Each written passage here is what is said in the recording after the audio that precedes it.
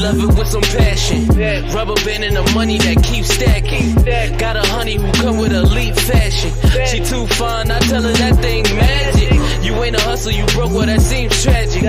Gotta catch in the fields like deep passes. I tell her plug if it's sticky, then please bag it. I need the best cause I grew up beneath madness.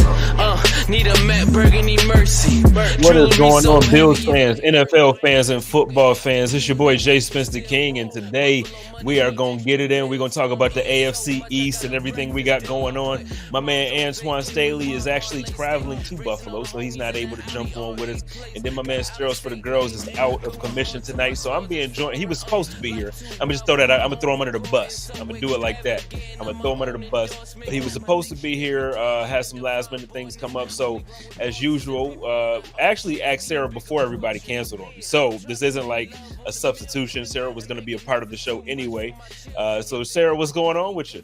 I don't like being an option. Come on, man. No, but that's what I'm saying. Like, it wasn't like you wanted me on here. Come on. Well, no, that's why I clarified. It was like I actually asked you before everybody else canceled. It wasn't like, you were like a last minute, like, yo, can you?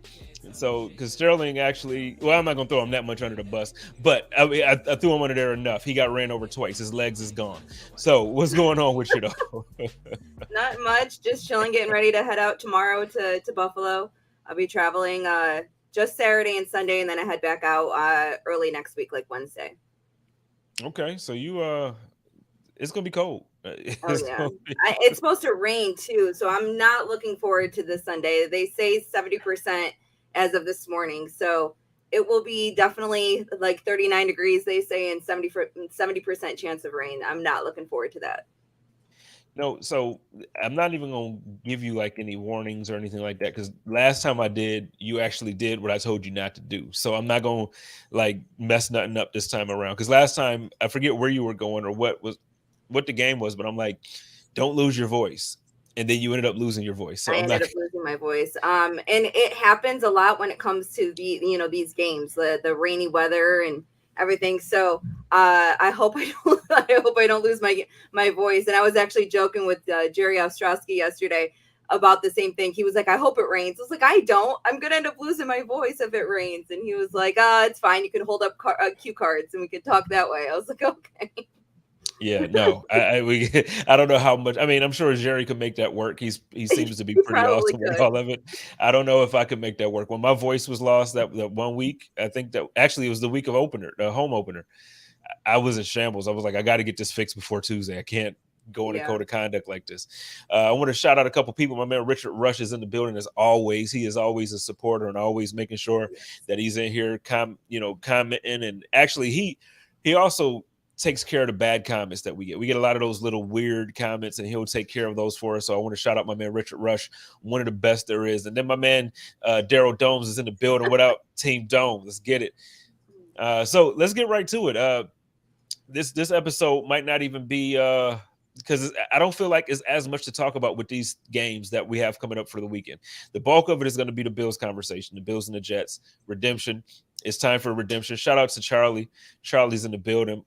Always love talking to family. But so the Bills, Jets in Buffalo. So we're going to talk about that. We're going to talk about the Patriots traveling out to the Valley to try and get down with these Cardinals that can't seem to win. It's like they want to give games away. I don't know what's happening. And then we have Miami. They second game of their West Coast trip. Last week they lost to the 49ers. This week they're going up against the Los Angeles Chargers. I hope, trust me, I need them to just start losing games. I hope Blake's not listening for once. If Blake is listening, I'm sorry, man, but I need y'all to lose. Take those L's. And speaking of that, let's get into it first, and then I'll make some announcements later on. But so let's start with the Miami game. I think that's a good place to start. So they lost last week to the 49ers, and I was happy about that. Let's just kind of go back and talk about that game. What do you think happened? Because they had a backup quarterback on the other side of the ball. Yeah. And everybody, like, I think even Joe tweeted out, he was like, Jimmy G is out. Congratulations, Miami, on the win. And then it turns out that Brock Purdy, or that's his name? Brock Purdy. Yeah. Yep. He did the damn thing. So how do you feel about that? I stopped watching the game, so that was the reason why San Fran won. No, I got yelled at for watching the game by a couple of people. Every time I watched, it seemed like you were one. Yes. Every time I watched, like Miami would score, and I was like, okay, this is enough's enough. But no, I think that Tua looks different against certain defenses, and I think that when it comes to San Fran, I hate to knock Buffalo's defense because we've been injured all year long, but I do think that they have one of the best defenses in the league. Their offense kind of came alive also, and no knock on Jimmy G, but I just feel like they don't need that person at quarterback. They have the little pieces where they can hand the ball off, they can do the little dump passes, and they're fine. They function well that way, and they took advantage of it. And a lot of times we say that when you don't have film on a quarterback, it's hard to defend that. So I think that it's San Fran going forward. It's going to be a little harder for Purdy to win. But I enjoyed it. I thought it was hilarious, especially for all of my Dolphin fans who lost to Mr. Irrelevant. I thought that was great.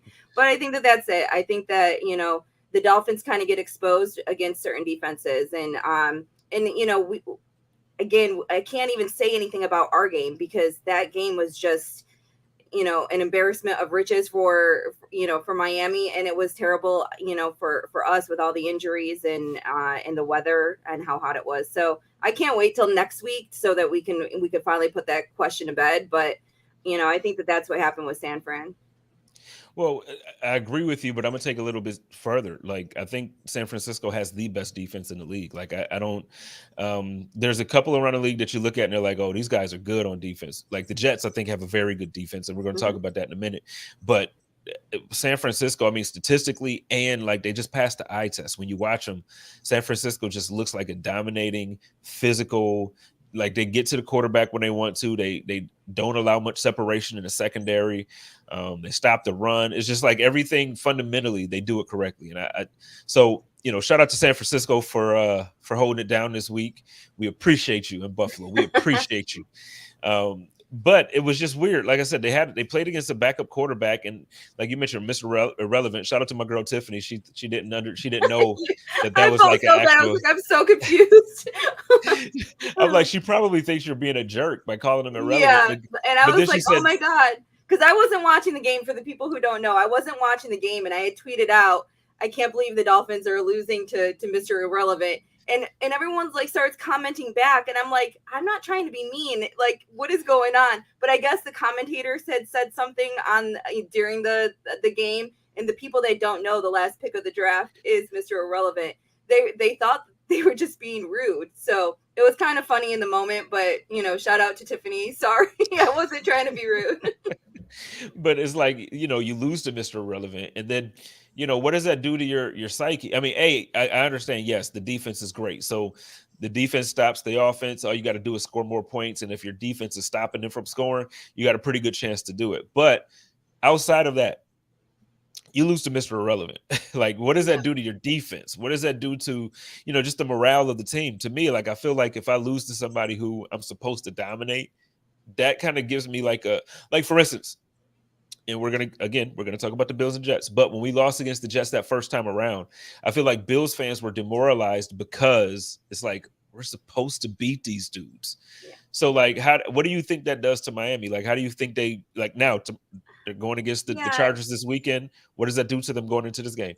I think there's some teams where you don't quite look at, I lost to this quarterback. It is, I lost to, Deebo Samuels. I lost to Christian McCaffrey. Like, I think that they probably are looking at it a little bit differently than losing to him. But it's the NFL. It happens, and they probably have their own little excuses that they come up with, and the fact that there was no film on him, and that everything was kind of spur of the moment.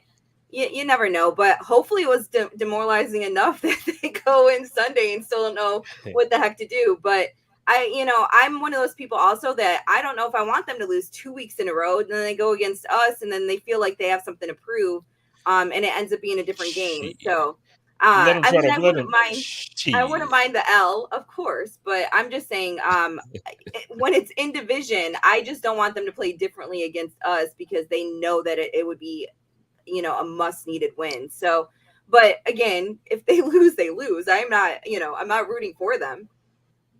I'm just saying, shit. I want them to try to prove something against Buffalo in Buffalo. After, first of all, we should have beat them in Miami.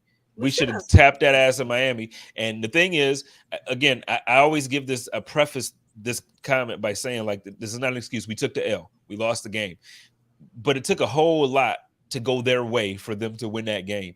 It ain't gonna be the same type of situation in Buffalo. It's gonna be the same temperature on both sidelines. Both teams gonna be cold. It is gonna be what it is gonna be, and they ain't gonna be ready I for it. hope we take the heaters away. That's all I know. Unfortunately, we can't do it. I know, but Unfortunately, it's it's karma. That's all I'll say. yeah, yeah. No, I'm with you, but so I guess so for me when I look at this Miami game last week, the thing that stood out to me was you kind of talked about it, you alluded to it, is like when Tua plays against defenses that actually have more than one playmaker, or they have like a real Pass good rush. defensive, yeah, they got a pass rush, or they have a good defensive coordinator that can kind of scheme up some things and kind of do what they can to make sure Tua isn't like just going crazy with things. I feel like he's just not the same court. And he looks like the guy that we saw last season and the guy that we saw the season before that when he kept getting like they were playing yo-yo with him with Fitzpatrick, like pulling him and putting him back in, pulling him, putting him back in. Yep.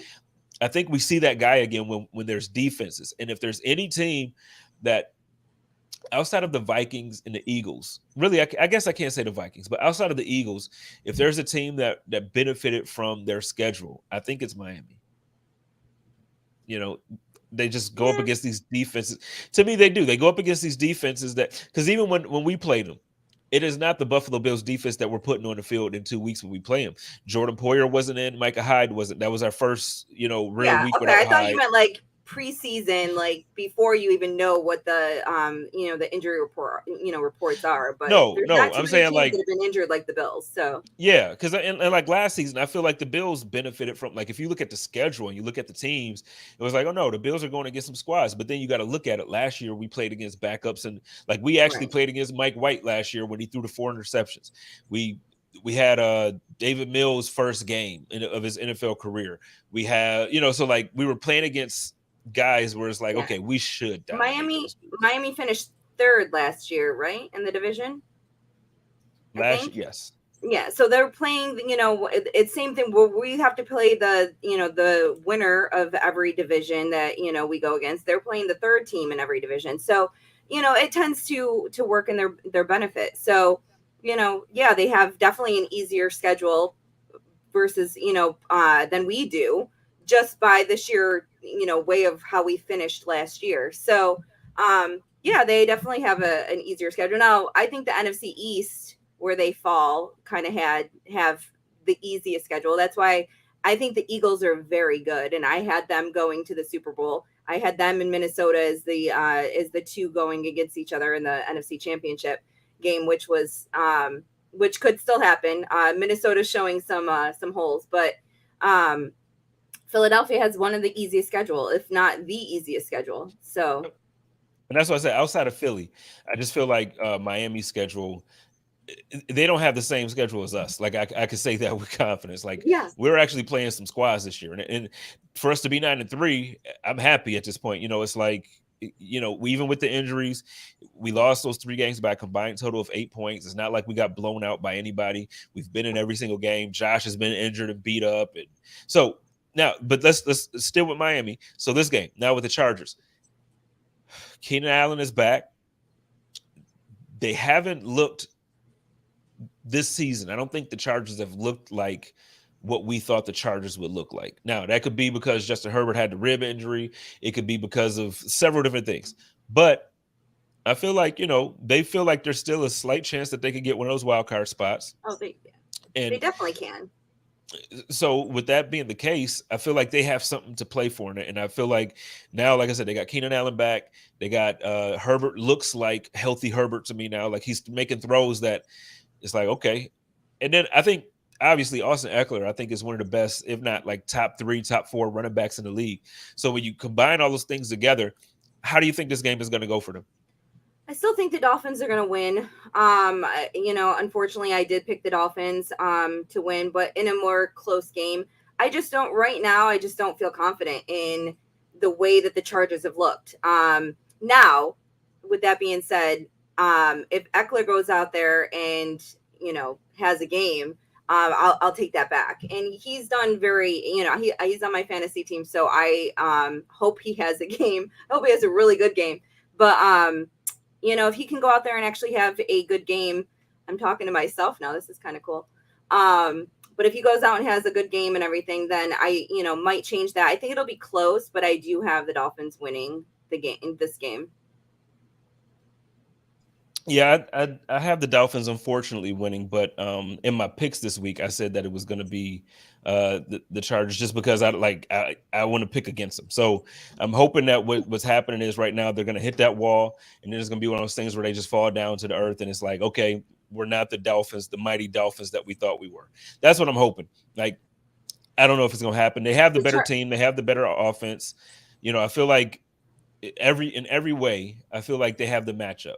Like they win the matchups, and the Chargers need the win more than the Dolphins need the win. So maybe that puts them in that position where they feel like they go out there and they need to ball out, and they do. And it's at home. So, hopefully they get, a little bit of that home crowd behind them. I still think it's going to be a close game.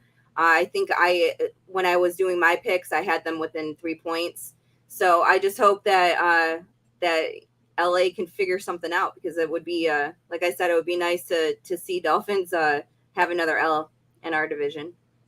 I mean, it'd be nice for me. I want them to have the L this week, and then next week when they come to Buffalo, I don't even know definitely, but I don't even know who they play after Buffalo, but I want to L that week. Like, I wanted to go from like they're 8-4. I wanted to look like, in like 3 weeks, they're going to be 8-7. Like that's how I want to see them fall and hit Sorry, Blake. Yeah. Sorry, Blake. Sorry, Blake. Yeah. And you know what? I might as well throw throw it out 1 week to losing out the whole season. Oh, what did I do there? But I just look. I know at this point it's almost like they're gonna make the playoffs for sure. I get it. I don't want them to. Like and it's not because of Blake. I love Blake. Their fan base is like the most annoying fan base that I've encountered outside of like. There's a portion of Chiefs. I know. I live with them. So there's actually, a portion of Chiefs fans that get to me too. Oh yes. So I was actually joking with a Dolphins fan the other day, and I said, what would be my greatest gift is if the Bills end up with that number 1 seed and the Chiefs end up with a number 2 seed, and they have to take on the Dolphins at number 7 for the first round of the playoffs, and they beat the crap out of each other.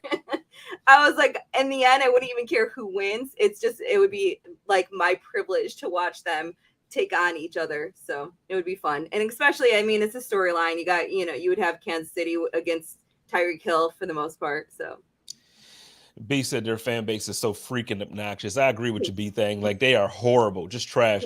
My man Charlie says, let's face it, the last time the Dolphins fans beat the Dolphins beat us, their fans thought they won the Super Bowl. And that's absolutely it. And I get that the Bills have had that moment. Like, I get that at that moment. Like, for instance, I don't know about, I wouldn't say this year, but the first time we beat the Chiefs in the regular season, it was like, okay, we're for real. So like I get the feeling. But man, these Dolphins fans, I'm gonna just tell you. My fam says that Renaissance Man says after the Bills, he's talking about the Dolphins here. The Bills after the Bills, they have the Packers, the Patriots, and the Jets. Yeah. I think the Jets are a game that they can lose.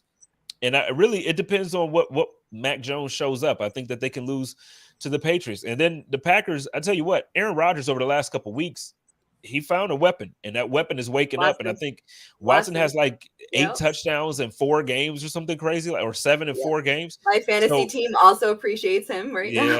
I bet. Great midseason pickup, I tell you.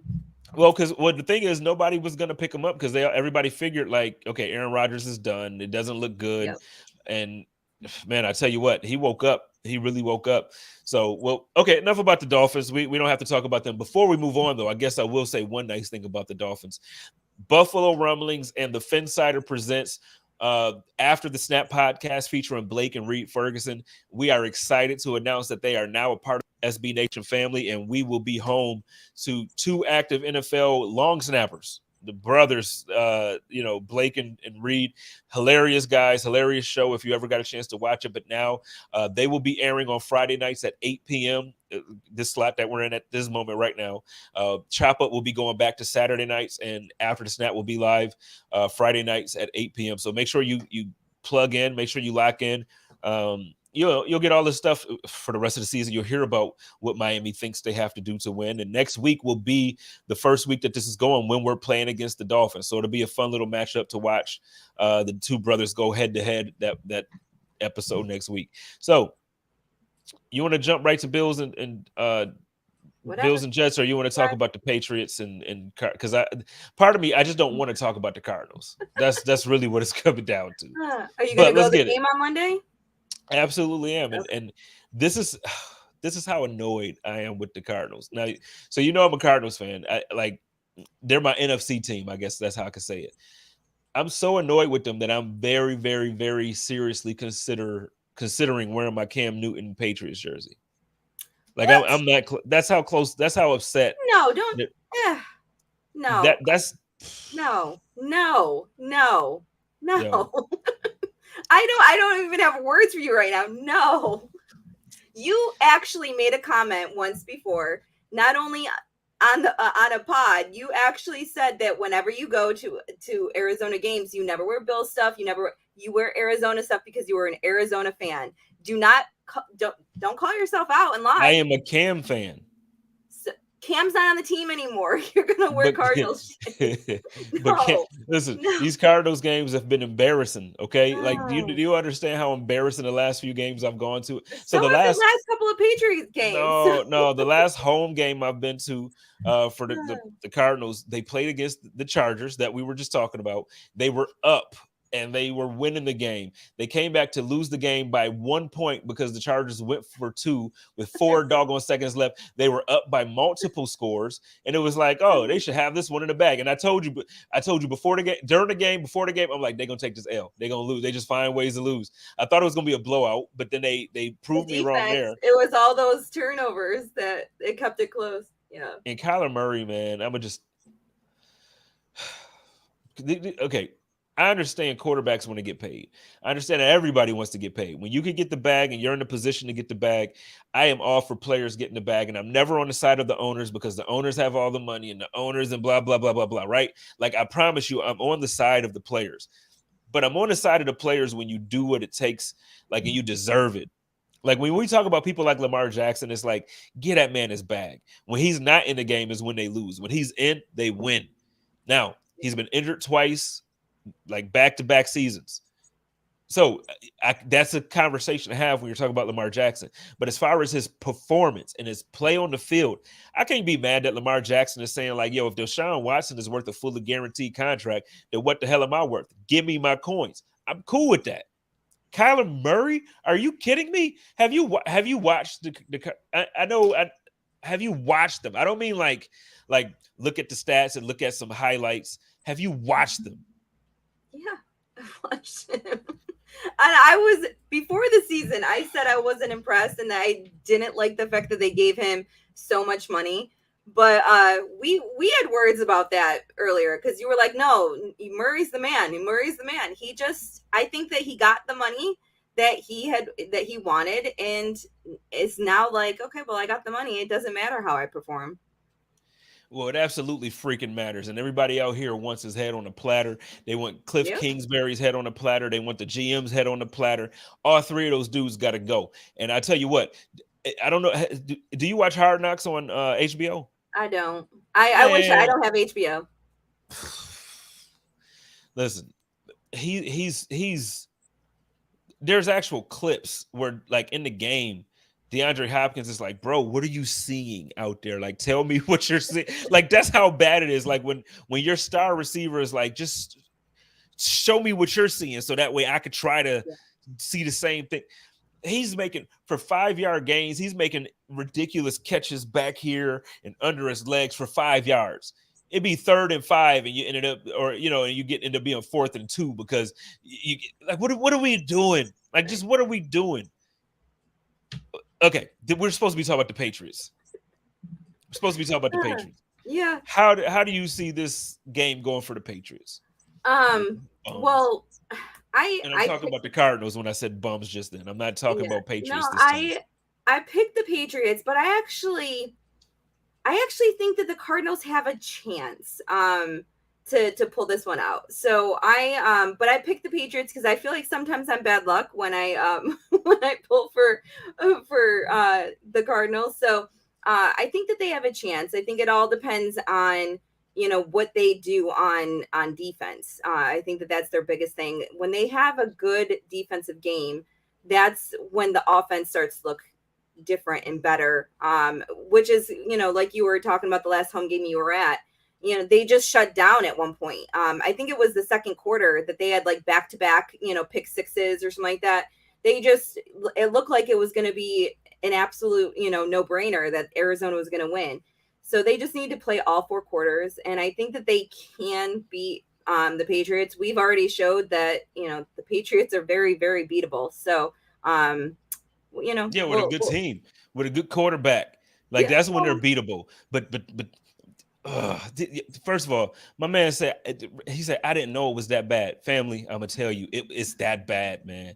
It's that bad every time. Like the last game I went to, man, against the Chargers, I was in the stands roasting the Cardinals. Like I had more fun roasting the Cardinals than I did actually watching the game. That's how bad it was. Like it's embarrassing, man. You got James Conner playing he's playing lights out. He's playing some of the best football of his career as a running back. He's doing a great job when he had a 3-week period where he was injured, and Benjamin took over. He came back. He's playing lights out. DeAndre Hopkins is DeAndre Hopkins. Nothing has changed. If anything, I think he got better because he's making even more ridiculous catches for short gains, like consistently. Then you talk about Zach Ertz gets injured, so we don't have the tight end. We don't have the guy that we traded for. The defense, man, Buda Baker. I swear. He deserves better. He does. Like, that meme when the dude sees the cat in the store and he comes out, he's like, I'm going to get you out of there. Yeah. Oh, God, I'm going to get you. I'm going to save you. Like, I feel like that every time I see him. And it's like, I just want to get this dude to Buffalo. Like, if we're not going to pay Jordan, and if Micah, who knows, hopefully Micah's healthy next year with those type of surgeries, you never know. I'm hoping that he's healthy, right? Give me a Buda Baker. Like, give me Buda Baker. Like, I mean, I love Jordan, but dude, I'm sorry. If we could get, I obviously don't think we could, it would become the same thing of whether or not we can afford somebody like that. So Buddha, we gonna get you out of there. I'm gonna get you out of there, Buddha. And then JJ Watt, God bless him, but he just ain't JJ Watt. You know what I mean? Like he J Watt. That's who he is, and that's okay. We get it. You get older, you go through some injuries. I'm older. I sleep wrong, and my back be gone for a month. Do you think it's his age, or do you think it's his location? Because I feel like same thing with Jordan Phillips. He just didn't fit in to Arizona. Like I feel like JJ Watt just doesn't fit in to like you don't hear his name anymore. Like he was the defense in Houston. Like I don't know. I just feel like it might be the defense itself that he doesn't fit into. There's some people that JJ's 147 years old. Daryl Doan said that dude JJ Watt is 147 years old.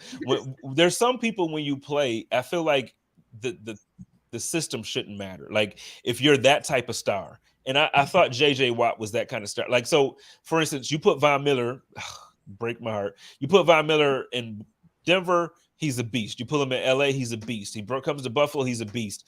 It didn't matter. Like 3 different type of systems, beast. Right. You put Aaron Donald could play on every team in the league. It don't matter. Beast. Okay. JJ Watt was that kind of player too. At least that's how I saw him. That boy is J Watt. Like he's just got 1 watt, one he's not the dude. And that's okay. But the thing is, it's like when you allocate that much money to him, you allocate money to D-Hop, you allocate money to Murray. Now, you luckily you have Buddha on a rookie contract right now, but you got these guys, man, and it's like, what are we doing here? You go and get Hollywood Brown, who was supposed to be like, okay, we finally have another receiver across from. We're supposed to be talking about the Patriots, but I'm just saying, y'all got to understand, like, I feel like I signed myself up for hurt. Like I've been a Bills fan all my life. Now the Bills are finally good. And then I move somewhere and I'm like, oh, they NFC, so I can get down with them. I can root for them and still like be loyal to the Bills. And then I sign up for a team. Last year was great. Last year, they start the season off almost undefeated. They go like 11-1. Every home game is fun. They blowing teams out. They doing all this crazy stuff. So this year, of course, we're going to re-up on the tickets. Let's go. Me and my man, like everybody, we going. Let's do it. Let's re-up. Well, hopefully Monday night, it's a different story. I don't know. Murray gets an extra day. People joke all the time with his Call of Duty obsession. Maybe he gets an extra day to be able to do his actual studies and still play Call of Duty. Maybe it'll surprise us Monday night. I'm actually like literally upset right now. I'm like this is not a joke. Yo. Sorry, I shouldn't have asked if you were going to the game. Okay, Patriots. So you mentioned they do look or they are beatable. Obviously, they're 6-6, so they're not like they're middle of the pack. Like they're literally what we call an average team. So, and that's not a shot at you Patriots fans if anybody's listening or watching, but it's just a fact. You guys are 6-6. It is what it is. I feel like offensively, when your offensive coordinator doesn't trust you as a quarterback, it makes it really difficult. Like it makes it really, really difficult to just have success in any, because the running game is going to work. I think I think you know how I feel about Ramondre Stevenson. Like you told me the other day that Stevenson got cut from the Bills, but you just said Stevenson was cut. And I'm like, what? Like, I'm thinking it was Ramondre. And I'm like, what? What are the Patriots doing?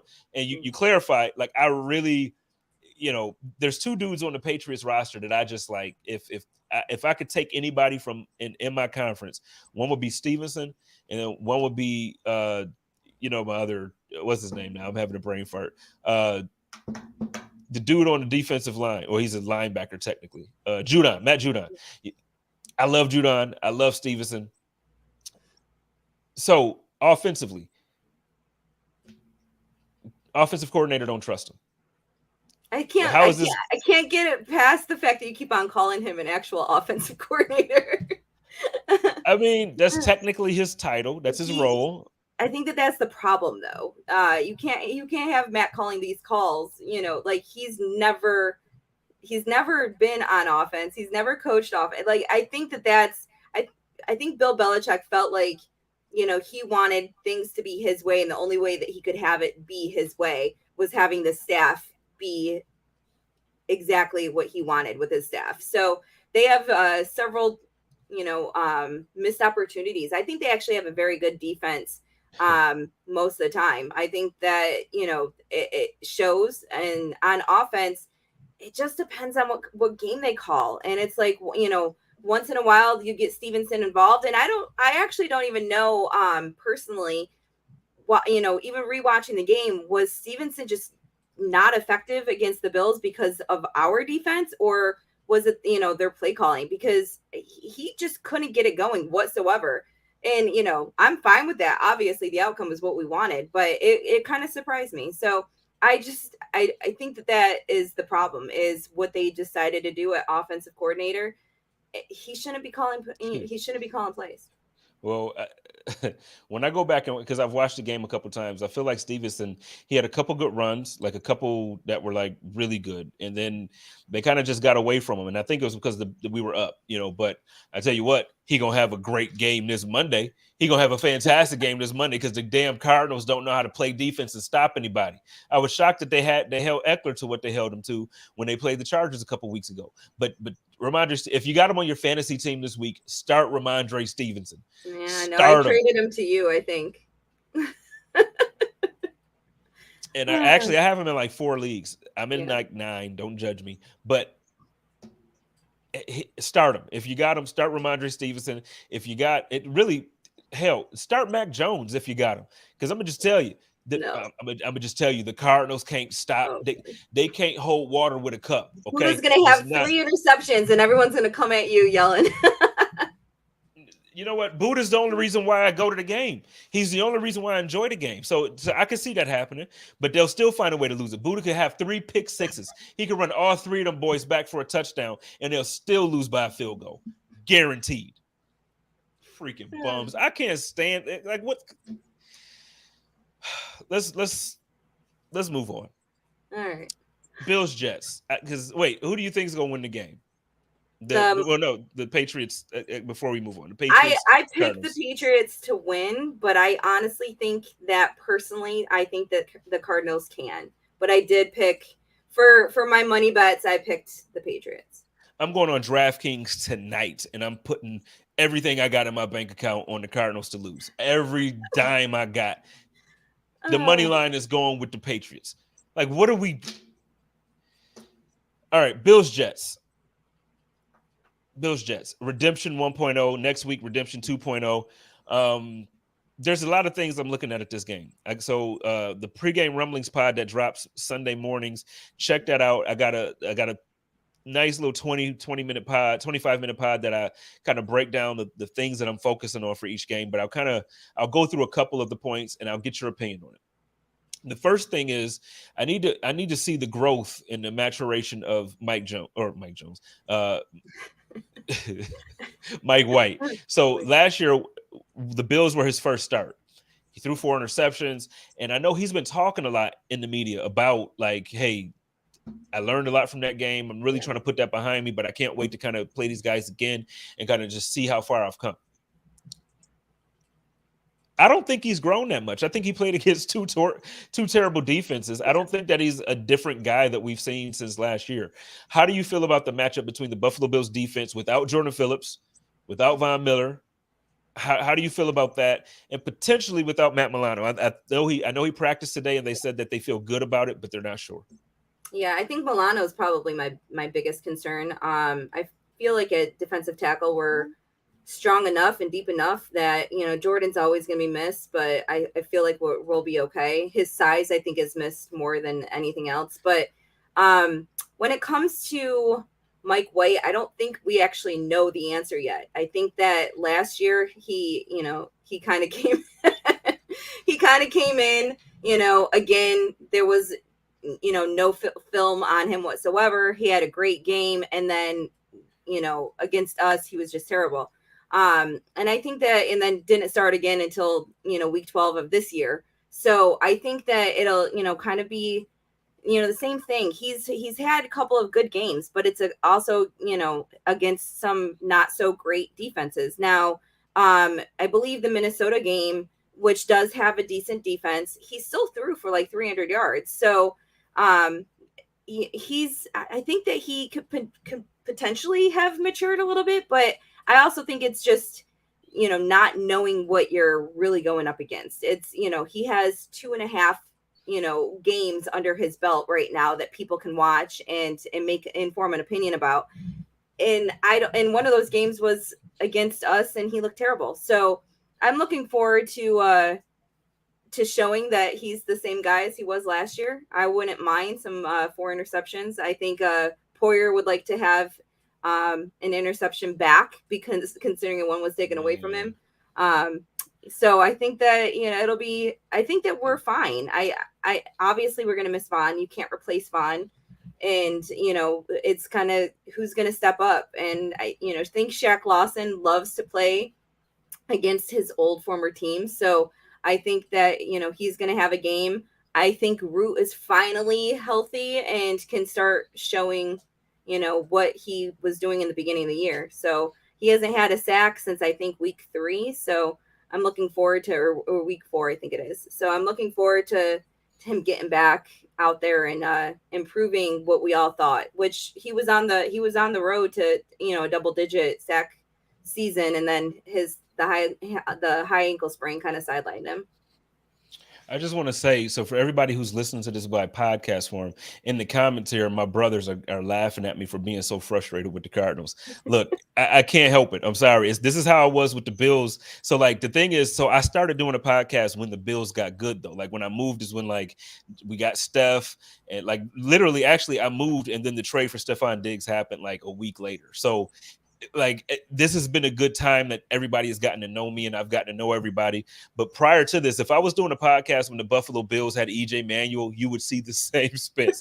It would be bad. So like now that like and like Kyler's supposed to be the dude, and they gave him this money, so that means for the foreseeable like 5 years at least, I got Kyler Murray. Like I got Kyler Murray. And then the thing is, I know some teams have had the intestinal fortitude to fire coaches or fire GMs, even though they're winning. The Titans fired their GM, even though they've had winning season after winning season after winning season. But guess what? That's not the Cardinals. The Cardinals just gave their GM and head coach extensions, and they plan to keep these dudes together.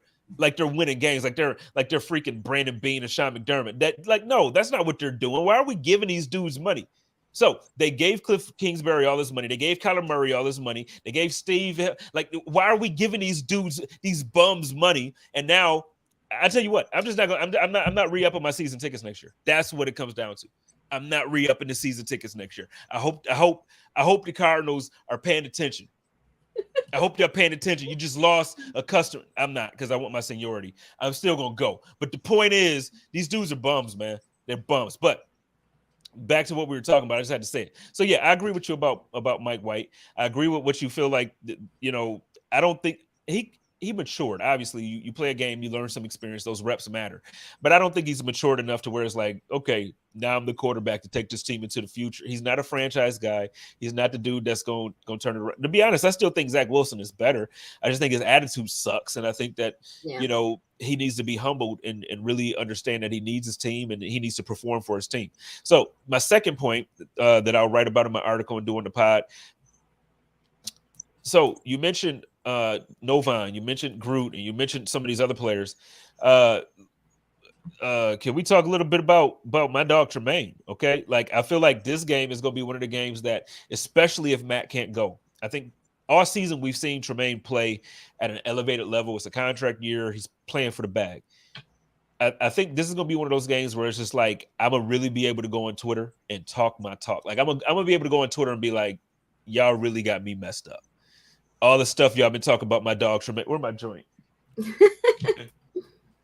All the stuff y'all been talking about my dog Tremaine for the past 5 years, 4.5 years. He gonna get bodies on these boys. He gonna just smack. He gonna lay the smack of down on these boys. And I feel like this is one of those games where it's gonna be so evident. It's not even gonna be like, you know how he sometimes he'll change the trajectory of the game because he's big and he's there, but the play is not a big play. So, you know, I think this game he's gonna have big play after big play, and I just feel it in my spirit. I don't know how else to say that. How do you feel about Tremaine in this game?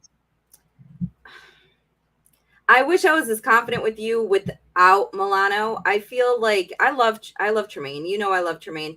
I just feel like they play differently when they're on the field together. And, you know, it's not a, you know, diss on either one of them. I just feel like when both of them are out there, they don't have to worry about the other one getting their job done. And when one of them's out, then the other one has to kind of pick up the slack. So I was like the pick six. I was reading the comment. Sorry. So I mean, I wouldn't be surprised if he has a great game. I think we're going to need him. You know, but I hope Milano plays as well, because I think that when they both play, they're both the best versions of themselves. Well, no, I agree. I feel like when they play, like they're the linebacker equivalent to Micah Hyde and Jordan Poyer. Like the unit of them, there's nobody better. Like as a unit, when you have both guys, it's like, oh man, we got the best linebacker tandem in the league. We got the best safety tandem in the league. I'm hoping that that Kyer Elam kind of turns into that as a cornerback, and then we can say that about him and Trey White. If we can have like just layers of best units or best tandems in the league, it'll be really difficult to beat us. And it's already difficult to beat us now, but what is happening with Kyer? You know, he was a healthy scratch this last game. Yeah, I mean, there was some people that said that it was he wasn't really a healthy scratch, that his ankle was still bothering him a little bit. And then you read other things that, you know, I guess Sean McDermott said that they wanted to kind of give Xavier Rhodes that chance to see what he's got. You know, whatever the actual story there was, to be honest with you, he hasn't been playing all that great, you know. So I think statistically, Benford was our our best corner. So, and he's been injured. So I think that that's kind of one of the reasons why, they maybe kind of slapped him on the wrist and said, you're going to be out a week. We need to see what else we got out here. And maybe it, sets him straight. We did that last year with McKenzie, where we sat him a game, even though he was healthy. He needed to be cut. Forget. I'm sorry, I said the wrong name. I almost said something too. I had to catch myself. I'm live. I can't just talk that talk. But McKenzie's playing well over the last few games. Thank you, McKenzie. Give him his flowers. Give him his flowers. Playing well. Keep on keeping on. Yeah, let's keep on trucking, Isaiah McKenzie. But okay, last point or the last thing that I'm going to kind of focus on is now on the other side of the coin here. We're talking about the Jets, and I think I hate to give too many compliments to the Jets as an organization, but I think their defense is. They're not the best in the league because the 49ers are, in my opinion. But I think if you really take a moment and look at everything that they've been able to do, I would put them as a top 5 unit in the league. And they're strong on the defensive line. Sauce is playing like, he's not playing like a rookie. He has moments. Like, obviously, he got the first play of the game, he got ate up by Stephon Diggs. There's other moments that he just, he gets caught. But overall, he plays big. He plays strong. He doesn't allow much separation, much space, and he's playing big time. How do you feel about their defense, and what do you think the key for the Buffalo Bills on offense? Like, what does Josh have to do? Earlier, we had this whole debate about him running. We had this whole debate about all this other stuff. How do the Buffalo Bills need to attack this defense of the New York Jets? Can we have extra men on the field to take over for Keenan Williams and who else? CJ Mosley. And I mean, they have the names on defense, and they've done a really good job the last couple of years in the draft, and then, keeping some pieces. So I don't think their offense is as scary as their defense is. It's one of those, especially now that Breece Hall's out. They've found, I don't know if Carter's going to be back, but if he's not, they found, I think his last name's Knight. His first name starts with a Z. I can't think of his name, but he's their second string, and he's actually been running really well. Yeah, he has. And look, last time we played them, Hall also was out. He already had the ACL injury, but they absolutely ran the ball on us in that fourth quarter. Like, they controlled the clock. We couldn't get off the field, even with Vaughn. We just could not get off the field. 3rd and 4, they were running for 7. 3rd and 8, they're running for 11, and it's just like, hopefully that's not the case. But yeah, they find guys on their practice squad. They find guys off the street that just seems to run the ball. That's how, I'm not going to say for, rushing attack, but we kind of were like that too. Like, we would bring these people up from our practice squad and they'd have a game.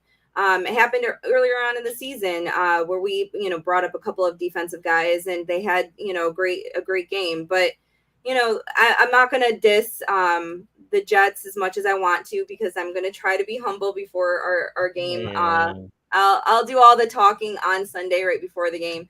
But I'm not really concerned about their offense as much as I am about their defense. I think their offense can only beat us if our defense doesn't show up. So I think our offense can beat their defense as long as our offense shows up. So I think that if we do what we have been doing the last couple of weeks with our running game, getting both Cook and Hines involved a little bit more, I'm looking for it. Zonovan, thank you.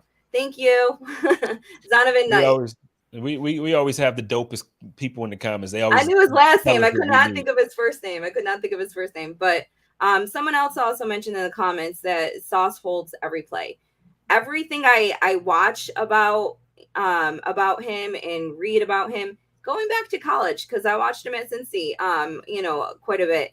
He does get away with that a lot, and it'll be interesting to see if it's kind of the first year where he's getting away with it, and then they kind of get a little bit more in tune with that, and maybe next year he doesn't get allowed to do it as much. But it is something that people talk about all the time. He's very handsy. He holds a lot, so we'll see. Well, I'll tell you what. I don't like to say this, but it's true. If it doesn't get called, it's not a penalty. And he's playing at a level this year where things aren't getting called and referees are allowing him to play. And if that's the case, look, I can't hate on him. The dude is playing like he's playing well. He got an interception against us, tricked Josh on a play. Well, Josh had a bad game. He had a bad Yeah. game the first time around. So what are you expecting out of Josh's game? Let's get a little stat line. I didn't get to do this on Hump Day because Joe dissed me for his regular job. So let's in the comments. We got a couple people with us, so let's do some stat lines for Josh and a prediction for the game, and then we're gonna go ahead. Actually, I want to touch on one more game before we leave. So let's get these stat line and prediction, and then we'll touch on the last game and we'll get on out of here. Yeah, my prediction's been 27-17 since I started thinking about it earlier this week. So I'm going to stick with that. I've been calling too many blowouts, and then it's not a blowout.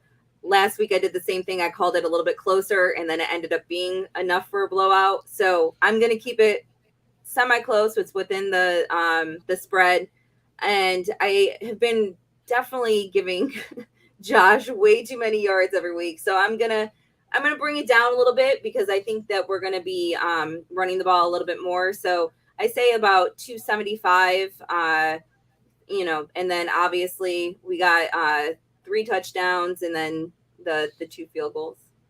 My man Antoine Staley, earlier today, I asked him so I can include in the show. He said 34-20 Buffalo.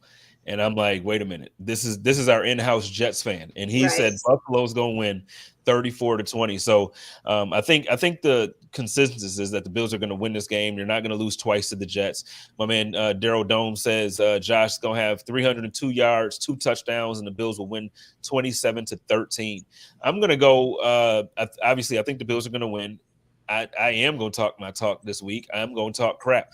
I think, with it being Mike White and even with the defense being as good as I think that they are, I think our offense is better. And I think that first game around, I don't know if the Bills kind of went into that game looking past them. I don't know if they just weren't prepped. I don't know I don't have an excuse and I'm not giving one, but we lost that game. Period. They outplayed us. They were more physical. They showed up and they punched us in the mouth. I think it's our turn. It's redemption time. It's close to the playoffs. We're looking to do it. I'm going Buffalo Bills 35. These Jets, I'm going to give them 13 points. And I'm going to say Josh has 3 touchdowns through the air, 1 on the ground. And it's about to be a massacre. It's about to be a massacre. Oh, I look forward to it. As long as if I'm going to be drenched, I hope that it's going to be a good game. Get a poncho. I got to get Jay Spencer King ponchos. All right, I won't laugh. Sorry. Why would you laugh at that? Because I'm literally picturing like your face all over it with boom, right on there. Like, yeah, no. I was about to say something, but it's not show appropriate. So let's get the last game I want to get in real quick. We got about 5-6 minutes before we got to get on out of here. I just want to talk real quick about the Cleveland and Cincinnati game.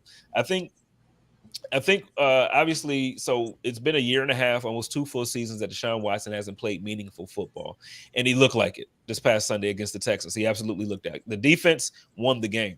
But then on the other side, Cincinnati right now is playing like, okay, we're ready. Like what I'm saying about the Bills, Cincinnati's playing like that too. They're like, all right, it's time. We about to show up and show out, and they're doing that. This would be huge for Bills fans. This would be huge for really the AFC in general if Cleveland was able to beat Cincinnati. How do you see this game go? You're shaking your head already like, nah, it ain't happening. I physically cannot root for Cleveland. I don't want to see them gain any more momentum where they could potentially get in as a seventh seed.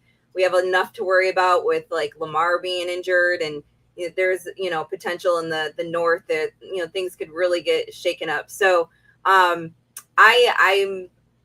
pulling for Cincy for this game. Now, I think Cincinnati has been looking ridiculous.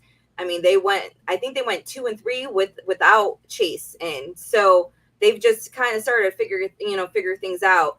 Let them win this game and they could start, not figuring it out again soon right thereafter. So I don't want to root for Cleveland at all. We also gonna get Team Dome ponchos out there too for everybody that's Team Dome. It's going down. But no, I hear you. I feel like obviously with Deshaun Watson being who he is and what he's done, and then the way Cleveland just like rolled out the red gold carpet for this dude, it's like, yeah, I understand that completely. At the same time, I don't like. I don't know what it is that I have against the Bengals.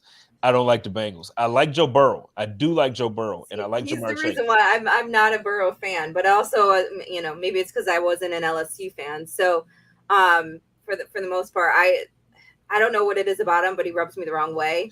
So he got the same it factor that Josh does. I think his attitude is different. He carries it different. Okay. But yes, on the field, like when he's playing, he carries the same it. Like when you watch him, he just has moments where it's just like that dude. Yeah. I'm just it might be just his personality that I'm just not a fan of. But it is what it is. My man Daryl Dome said, "You bringing that hate, that college hate to the league. You got to leave that where it is." No, that's not true. That's not true because there's plenty of people on the Bills that I leave it alone. Kyer came from Florida. I left it alone. So. Well, because he's on the Bills. Yeah. Well, no, but I mean, because he's on you forgive once they make the Bills roster. Well, I mean, I guess maybe that's where it is. But regardless, I just don't want Cleveland making it to playoffs. I feel like they deserve the rest of the year punishment. I wish that the league would have kept it the whole year as a punishment. And I might feel a little bit better about the situation moving forward. But I feel like I just don't want the organization winning. Yes, it has everything to do with Watson, but just the way that they handled the whole thing, I don't want them to benefit this season because they did all this very dirty. It was very dirty, in my opinion. All right. Well, and for the record, next season, my new college team is the Colorado Buffaloes. Shout out to my man Deion Sanders. Prime time. He ain't hard to find. Go holler at my man Deion. Listen, let's get on out of here, Sarah. Let everybody know where they can find you and your content. All right. So you guys can find me on Twitter at Sarah_Larson. And then on Thursday nights at 9 p.m., I am one half of the 3-Man Rush with Jerry Ostrowski. And y'all already know how I do it over here. It's your boy Jay Spence the King. Y'all can find me Tuesday night, Wednesday night, Friday night, well now Saturday night on Buffalo Rumblings. I love y'all. Take care of each other. Love each other. Live in peace. And as always, stay positive, test negative. Go Bills. Go Bills.